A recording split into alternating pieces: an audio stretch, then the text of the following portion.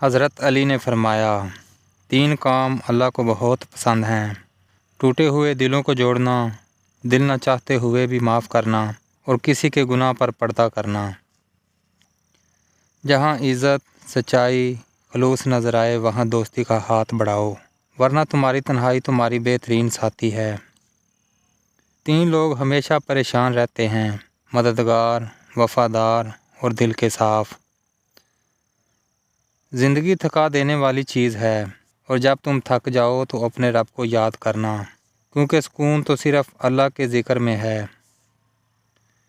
3 چیزیں انسان کو اللہ سے دور کرتی ہیں: اپنے عمل کو زیادہ سمجھنا، اپنے گناہوں کو بھول جانا، اور اپنے آپ کو سب سے بہتر سمجھنا۔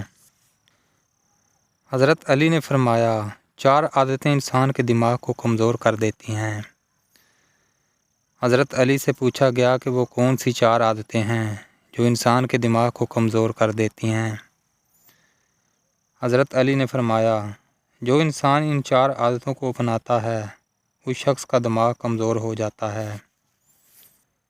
نمبر 1، جو بار بار تیز آواز سنتا ہے یا بار بار اونچی آواز میں بولتا ہے۔ نمبر 2، جو انسان تھوڑی تھوڑی دیر بعد کھانا کھاتا ہے تو اس کا بھی دماغ کمزور ہو جاتا ہے۔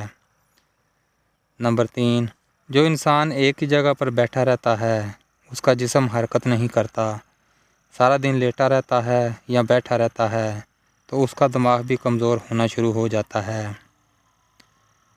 نمبر 4، جو انسان سیکھنے کی کوشش کو چھوڑ دیتا ہے، اپنے دماغ کو استعمال نہیں کرتا، تو اس کا دماغ بھی کمزور ہونے لگتا ہے، اور وہ طاقت جو اللہ نے اس کے دماغ کو بخشی ہوتی ہے وہ اس سے دن بہ دن محروم ہو جاتا ہے۔